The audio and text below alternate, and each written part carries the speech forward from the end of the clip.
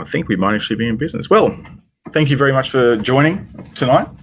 I am Jared, for those who haven't met me before. I previously worked for Ladbrokes as a product manager, and now I'm back in the writing gig again, and I'm loving it.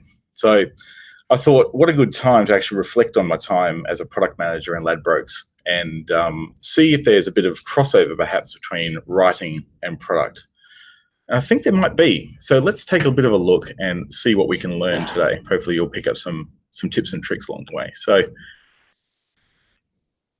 the whole idea that I'm sort of proposing at the moment is that you can be a product documentarian. I should refresh in a minute.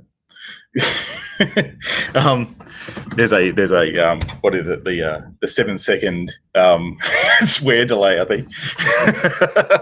So I know, right? So the whole idea I was thinking of is that you could both be a documentarian, and if everyone, show of hands who knows what a documentarian is. All right, so a documentarian is someone who is passionate about documentation and helping users be the best they can, among other things as well. It's something that Write the Docs actually treats, like it's what everyone who is a Write the Docs member, unpaid, is sort of identifies as. And it's great because it doesn't sort of, I guess, stereotype anybody. It can be anyone. Anyone can be passionate about documentation and helping people. And that comes in many different forms. So I think there's an opportunity here to be a product documentarian. And the way I put it in here is that you can have a shot at becoming a product documentarian, which is just my invented term for what a writer that decides to stick their toe into their the product pond and gets pulled in by a feature shark, as you can see from my abusive emoji there. So as part of being a product documentarian, you'll be working with teams really early on in the development cycle to decide on what ideas to experiment with and what ones to say no to. And you'll be saying no a lot if you're doing your job well. So that's an interesting thing that I think as technical writers, we're kind of used to doing as well, because time is limited and there's only usually one of us where we're working. So no is something that we are generally okay at doing. The other thing you'll be doing is identifying problems along the road that will shape the thing you're building and make that idea a reality. You'll turn the problem statements that you identify in that scoping phase into user stories devs can use to help you solve the problem. And sometimes that problem is actually making a physical product or software. And then you use the solved experiments that the developers have helped you solve to focus on more problems, but back with more data than you had before. So it's all about, you might have noticed the trend there, it's more about that iterative process. So you start with lots of questions, you end up with less questions until you get to the point where you've got something that someone might actually be able to use. So you may have something that somebody can use, or based on the experiments that you've learned, you might just chuck it out because it might not actually meet a customer need at that point. But that's all part of the journey of being a product documentarian, right? Now, there's plenty of other things that a product documentarian can do, but we're going to need a lot more pizza if I'm going to go through all those. So I think we might leave that for another conversation and go to the next slide. So, right. It sounds interesting, right, when it refreshes. So you might have noticed that all the things I've talked about just then might sound a little bit familiar as a writer. You've got to work with people, you've got to synthesize information for other people, you've got to write documentation, scare quotes, in the form of user stories, and you've got to collaborate across the business. These are all things that technical writers generally are having to do in their day-to-day jobs. The difference is that you may be doing those things, but you're not looking through a product lens when you're doing it, and it's slightly different. And sometimes too, you might be thinking, well, that's great, but how am I going to get out of the technical writing groove that I'm in and start to solve these larger problems outside of being a technical writer?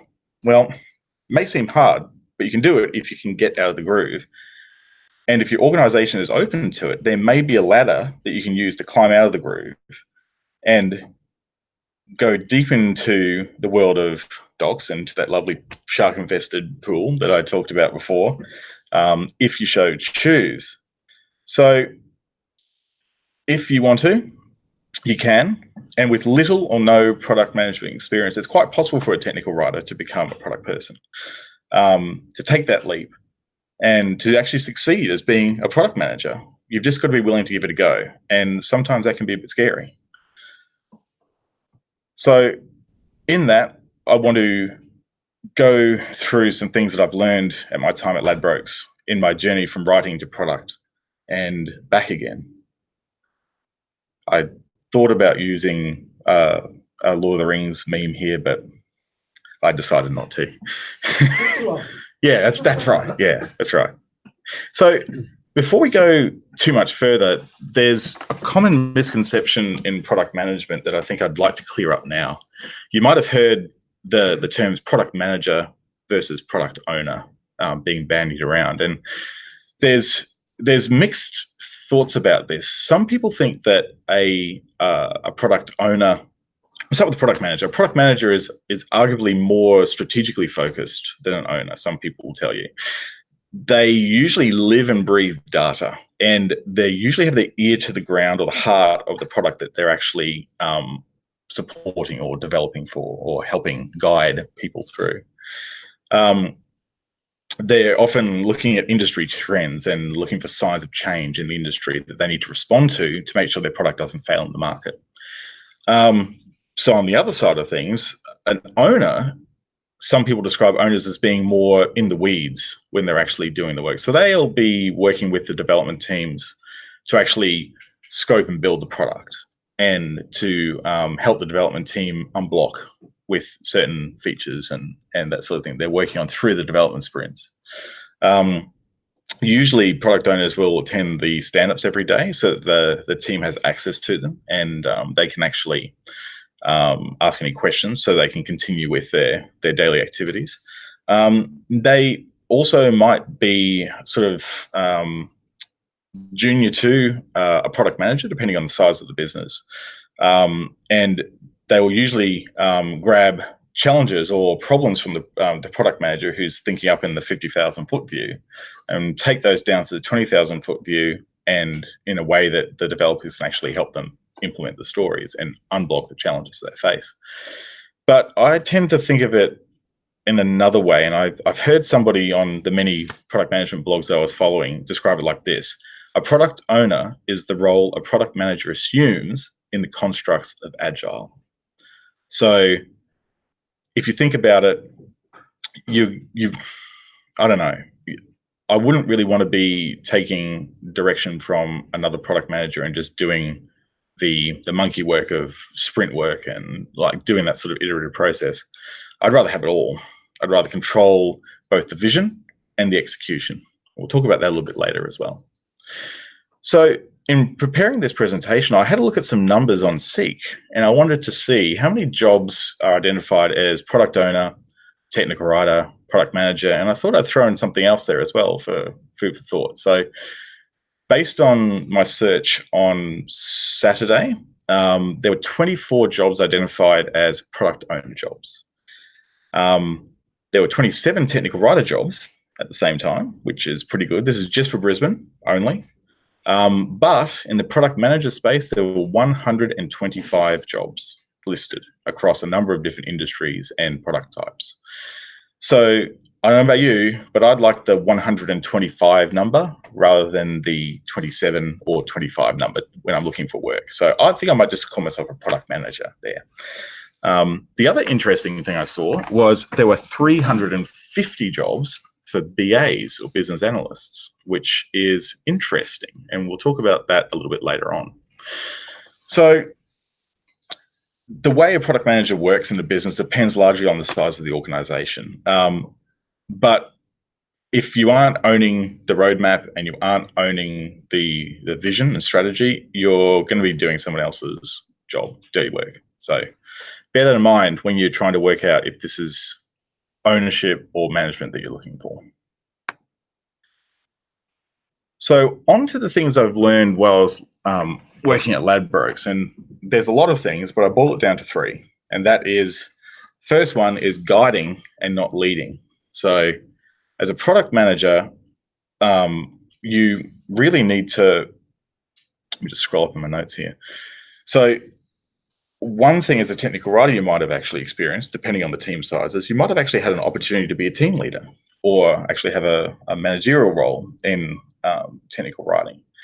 Or if the organization size is small enough, you might have actually been leading yourself as a sole contributor to the team. But when you move into product, you have to balance the concept of leading versus guiding with care.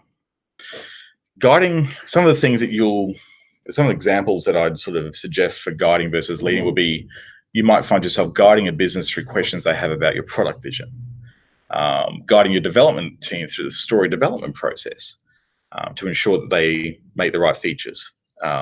But sometimes you'll need to actually lead as well. So you need to lead with your vision and strategy statements that you can confidently and passionately convey to any level of the business.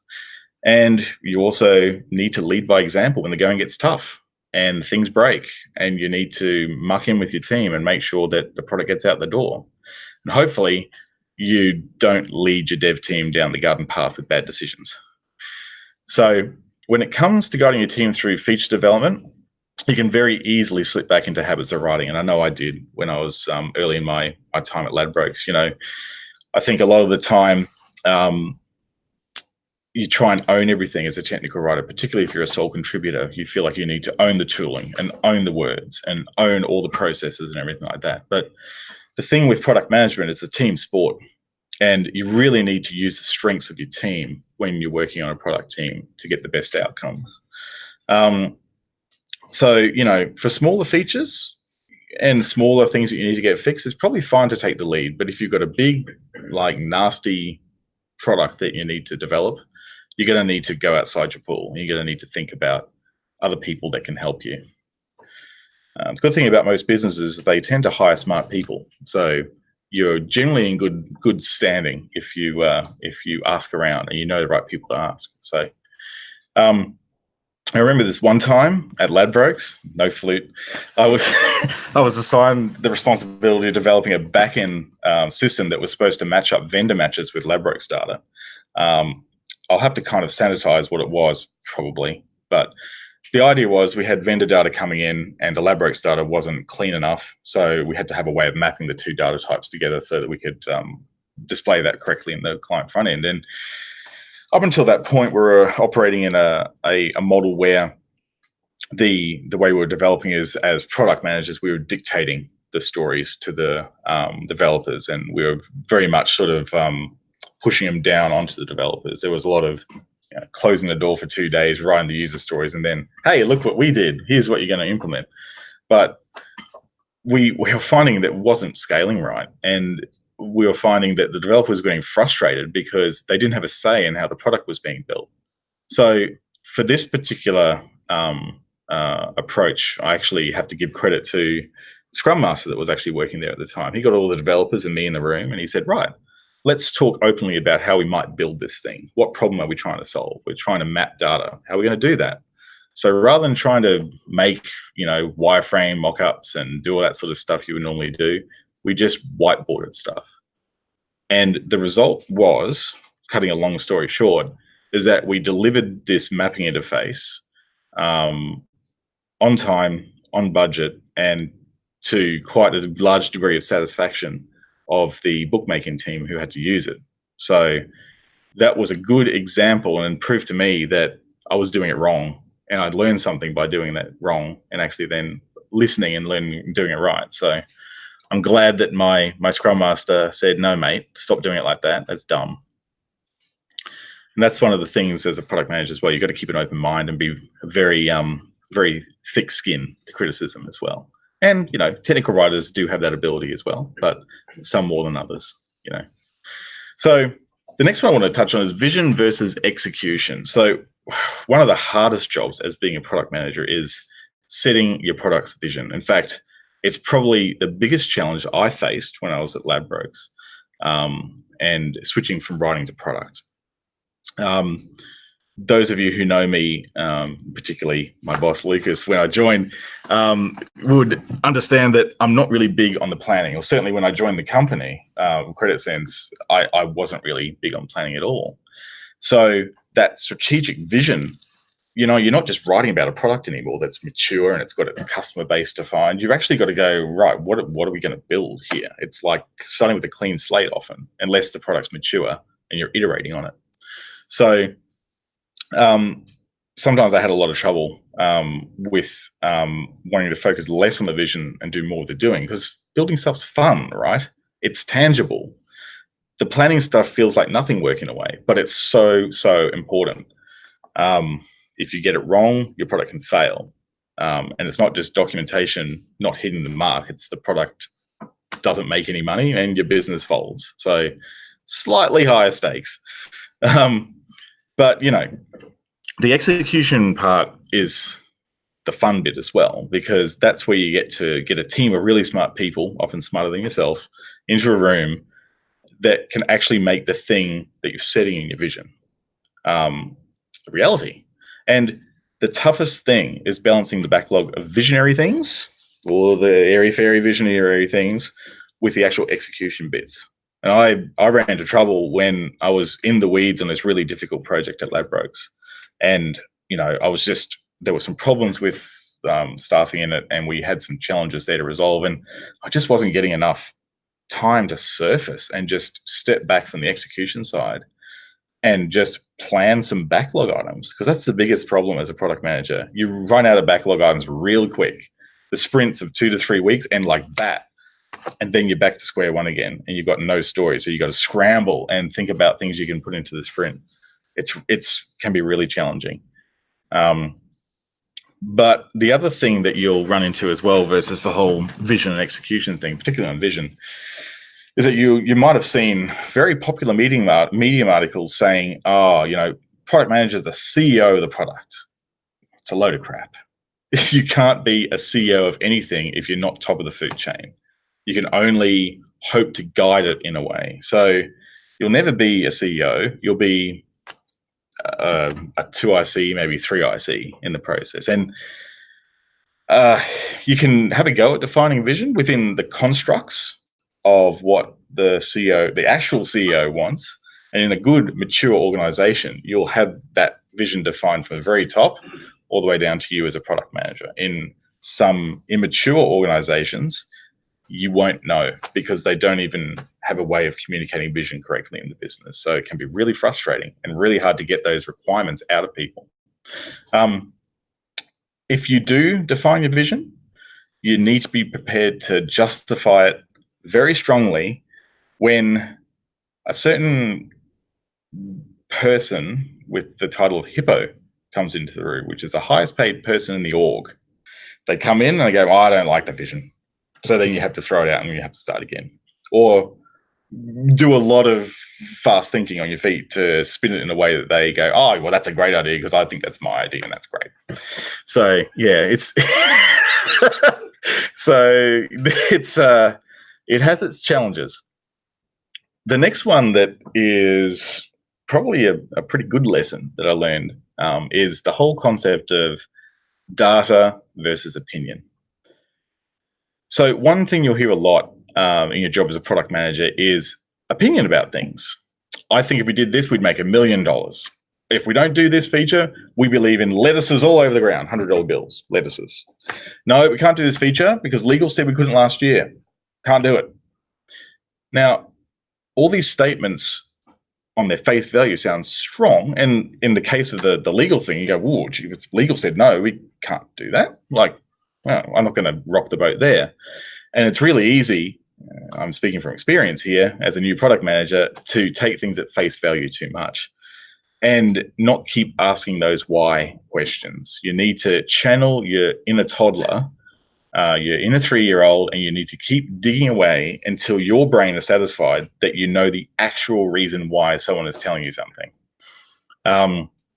Data trumps opinions every time. And as the monkey on the board there, that's the problem. Any monkey can have an opinion.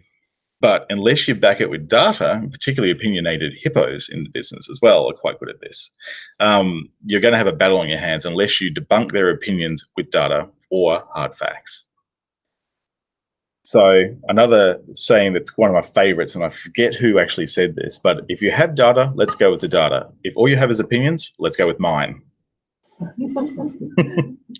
So continue on from the whole data piece, I wanted to bring up this slide.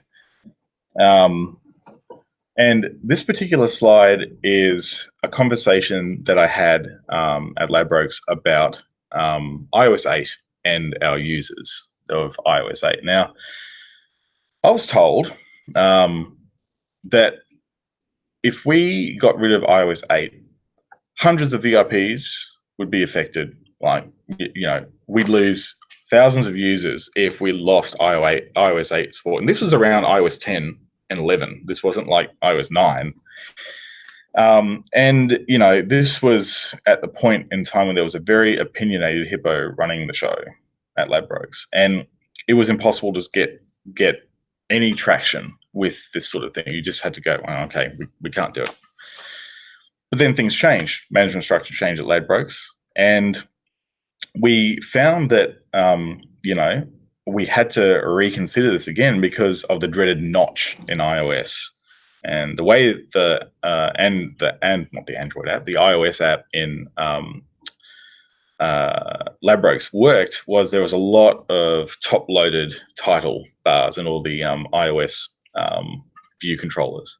So that meant that the notch threw everything down and all the flow just went to chaos, went to CAC. It was horrible. So we had to put this back on the table again. So we went, okay, well, if we don't get rid of iOS 8, we can't consume the new API for iOS 9 and onwards, which means we're limited, which means we can't support the notch, which means we can't do a whole lot of things. So we went, we've got to look at these numbers again. So this time, instead of taking it at face value, I went to another department in the business, and that's the data warehouse team. Now, depending on the size of your business, you might have a data warehouse team, and they are your friends as a product manager because they have access to the database or the data warehouse database, and they can pull all manner of cool facts, data out of the system. And it turns out that based on our device subscriptions, and these numbers are rounded for confidentiality reasons, but we weren't talking about thousands. We're talking about hundreds of VIPs, and actually less than 1% of users would be affected, which amounted to, let's call it 500 users. And while iOS was indeed number one, which was another question we had in the business, like what platform is number one? Yes, it's a very popular platform because iOS gambling apps are allowed in the App Store, whereas Android, they're not. iOS 8 was last in the list.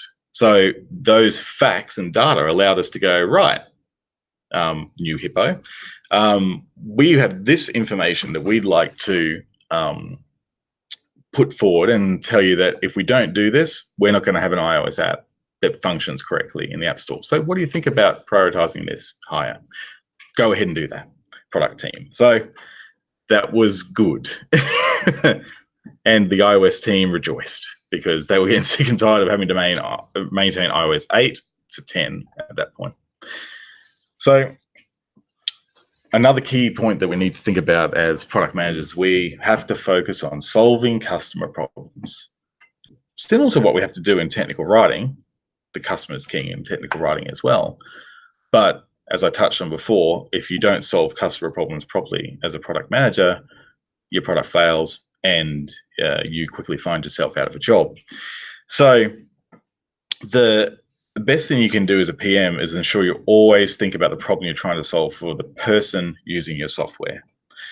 So in writing, we're pretty good at thinking about the customer when writing a solution article or deep dive or an API reference for a developer. We know our audience and we know the customer that we're trying to target there, but it's really important to never lose sight of the customer needs all the way through the product journey. So in writing, you need to think of the job your document is going to do for the reader. For example, answer a question if it's a FAQ, or solve a configuration hurdle if it's a getting started guide. And in product, you need to think similarly. What would a customer choose my software or product to do a specific job over my competitors? It's the same sort of story. Getting your problem statements right and the jobs to be done your product is solving for customers is crucial to your product vision and execution, and it'll help you resolve some of those tricky data versus opinion questions as well. It's all about collecting data from different sources. And really, the customer is king. That's the most important thing you're going to be doing as a product manager, looking at the customer problems and solving them. So let's recap. So far, we know it's better to guide your team rather than lead your team in most cases, although sometimes you need to step up and lead when the going gets tough. You need to define a clear vision for your product, because if you don't, none of your team is going to know what to build, and they're not going to be able to feel connected to the product they're building, which is a really big challenge as well for developers. And the other thing is you've got to always be solving those customer problems, because the customer is king. So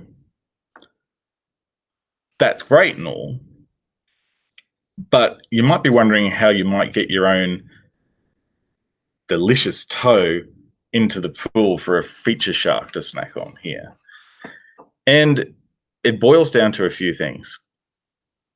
Thing number one, and this is my personal opinion, your results may vary, but passion is key.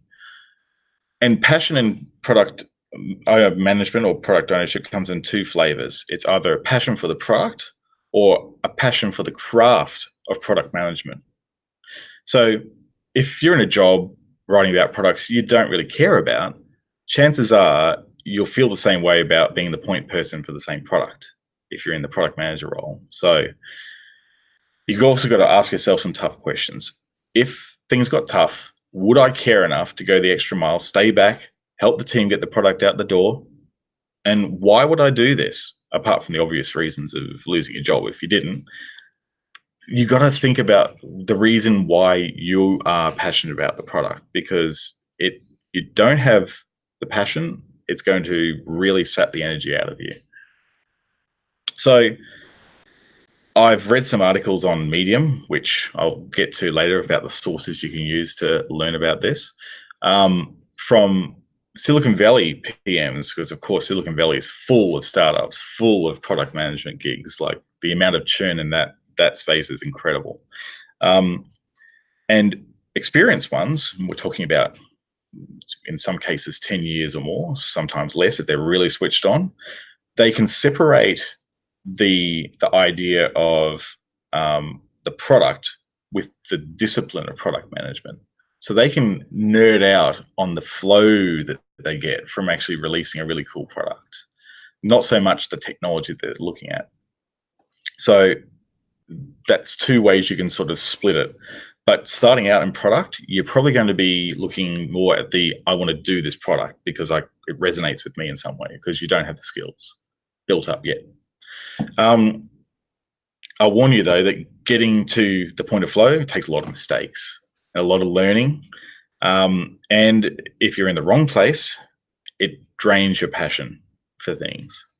So the reason why passion is so important is if you start with an empty cup, you're just going to burn out and you're going to feel resentment and you're not going to enjoy product management. And that'd be a real shame, because if you get into the right gig, it's actually a lot of fun. So, okay, if you've got the passion for the product, what do you do next? How, as a technical writer, do you start finding out how you can get into the product gig? Well, if you are in the right company, you like the product that you're documenting, you might think about asking your workmates, because within businesses, depending on the size, there's a whole lot of people in the business that can give you some ideas about product management. And all you have to do is ask. Sometimes you might need to buy them a coffee, but that's a small price to pay. Unless you've got a coffee machine, then the shout's on it. So So you got to see if you can find teams in your org that are already doing product or contributing to the product development process. And yes, as documentarians, we are or should be part of that product development process. But again, it's that product lens that sometimes we don't have. So you might already be going to meetings with these people like business analysts. Hi, Wendy. Product managers, product owners, all these roles are people that you can go to. And because of the people that they are and the job they do, they love to talk and they love to share what their passion is for what they're doing. So ask them what they do. You can even pitch it to your boss that if you want to go and catch up with these people in meetings, that it's free training for you as well. Why not? And, you know, as a technical writer, what was that? We just need to remember. And, you know, you can... Oh, where was I? Dane, wrecked. That's my fault. It's disruption in the force. You know that. It's good. Yeah. It's good. You know, the point I was going to make is that, you know, interview skills are a great thing to have as a product manager or a technical writer. And these information sessions you can use to practice your interviewing skills. So it's not a bad thing. Go to lunch with the people. And, you know, pick their brains, ask them questions about what they like about their job, what they don't, you know, what drains them and what energizes in their job in your particular business, because it varies business to business as well. You can get a pretty good barometer from these chats that you have, whether they're formal or informal, about the company you're working in and the product environment in the company. And, you know, if it's mostly... hopefully it's not mostly negative, but if it is, it might not be the right place to start your product journey. So sometimes it happens.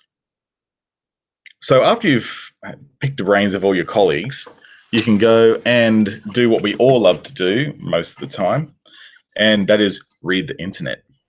So, you know, there is so much information out there about product management. You could not read it all in your lifetime. There are podcasts, Medium posts, mailing lists that you subscribe that just dump data and emails into your inbox. I think at one point I'd subscribed to something like 10 different product management emails, and I just had to declare like email bankruptcy and just delete them all, because I had like, I think 2 months in arrears of email messages that I hadn't got through. So there's heaps of really good information out there. And, you know, the way that I really got a lot of tips and tricks was listening to podcasts on the way in. There's heaps of really good ones, actually. There's one called 100 PM, and these are available in any, like your Apple podcatcher or Pocket Cast on Android or any podcatching service. So 100 PM is a great one. The other one is This is Product Management, which focuses on a different thing about product management each episode from a whole range of different industries and people. It's really great. The other one, which I found really useful, and you might have heard me mention it before, was Jobs to Be Done. That's a podcast about that discipline of working out what the jobs to be done are. And it's a really interesting way of thinking about things. The other one's a really good one, is the Agile Uprising podcast. You get a bit of both from that, a bit of information about Agile as well as product as well. As far as Medium goes, medium.com is a huge resource for product management. One of the publications on Medium that I follow is one called Hacker Noon. And Hacker Noon has a lot of development stuff, but it's got a lot of business-related product management stuff on there too.